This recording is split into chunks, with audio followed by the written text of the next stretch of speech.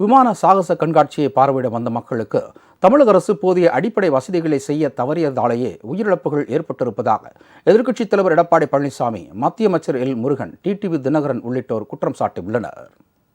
மக்களை பாதுகாக்க வேண்டும், அதான் அரசாங்கத்துடைய கடமை. இன்றைக்கு உளவுத்துறை எதற்காக இருக்கின்றது? அந்த உளவுத்துறையின் மூலமாக எவ்வளவு பேர் அந்த சாகச நிகழ்ச்சி காண வருவார்கள் என்று தகவலை பெற்று அதற்கு தேவையான ஏற்பாடு செய்வது அரசுடைய கடமை. அதை செய்ய தவறியது அரசு. இதற்கு முழு பொறுப்பு ஸ்டாலின் தான் ஏற்கப்பட வேண்டும். ஏனென்றால் இவர் தான் அழைப்பு விட்டார். ஸ்டாலின் அவர்கள் தான் விமான சாகச நிகழ்ச்சி வந்து கண்டு கலிங்கள் என்று அறிவிப்பு வெளியிட்டவர் இந்த நாட்டினுடைய முதலமைச்சர். தமிழ்நாடு ஏற்கனவே விமானப்படையிலிருந்து அதிகாரிகள் தமிழ்நாடு சீஃப் மினிஸ்டர் கிட்ட அவங்க இதுக்கான பலகட்டமான மீட்டிங்கள் நடத்தியிருக்கிறாங்க. ஏற்பாடுகள் சம்பந்தமான பலகட்டமான மீட்டிங்கள் நடத்தி அதில் எவ்வளவு பேர் வருவாங்கள் என்ற எதிர்பார்ப்பு, அதற்கு தகுந்த மாதிரி நடவடிக்கை எடுக்க வேண்டியது தமிழக அரசாங்கம். அவர்கள் முறையான நடவடிக்கை எடுக்க தவறியதுனால தான் இவ்வளவு பேர், இன்றைக்கு 4-5 பேர் மரணம் அடைந்திருக்கிறார்கள். பல பேர் மருத்துவமனையில். ஒரு தகுந்த முன்னேற்பாடுகளை செய்திருக்க வேண்டும். ஏன்னா மெரினா பீச் என்பது கடற்கரை ஒட்டி வெயில் அதிகமாக இருக்கும். 36 டிகிரி செல்சியஸ் வெயில் நேற்றைக்கு இருந்திருக்கின்றது. இதெல்லாம் முன்கூட்டியே அரசாங்கத்திற்கு, நிகழ்ச்சியை நடத்துகின்ற தமிழ்நாடு அரசாங்கத்திற்கு இதெல்லாம் தெரிந்திருக்கும்.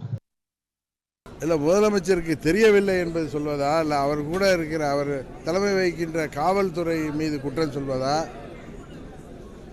இவ்வளவு இட நெருக்கடி ஏற்பட்டு ஸ்டாம்பீடில் 5 பேர் உயிரை இழந்திருக்கிறார்கள். இந்த விஞ்ஞான விகத்தில் இவ்வளவு விஞ்ஞான வளர்ச்சி அடைந்திருக்கிறதுனா இது முழு பொறுப்பும் முதல்வர் அவர்கள் ஏற்க வேண்டும். மக்கள் அதிக அளவில் கூடும் இடங்களில் அடிப்படை மற்றும் அத்தியாவசிய வசதிகளையும் பாதுகாப்பையும் வரும் காலங்களில் தமிழக அரசு திறம்பட செயல்படுத்த வேண்டும் என்று தமிழக வெற்றிக் கழகத்தின் தலைவரான நடிகர் விஜய் வலியுறுத்தியுள்ளார். சென்னை மெரினா நிகழ்ச்சி ஏற்பாட்டில் குறைபாடுகள் ஏதும் இருந்ததா என உயர்மட்ட விசாரணைக்கு உத்தரவிட விடுதலை சிறுத்தைகள் கட்சி தலைவர் திருமாவளவன் வலியுறுத்தியிருக்கிறார். இனி வரும் காலங்களில் இதுபோன்று உயிரிழப்புகள் ஏற்படுவதை தடுக்க வேண்டும் என கூறியுள்ள தமிழ்நாடு காங்கிரஸ் கட்சி தலைவர் செல்வ பெருந்தகை, உயிரிழந்தவர்கள் குடும்பத்திற்கு தங்கள் கட்சி சார்பில் தலா 1 லட்சம் ரூபாய் வழங்கப்படும் என அறிவித்துள்ளார்.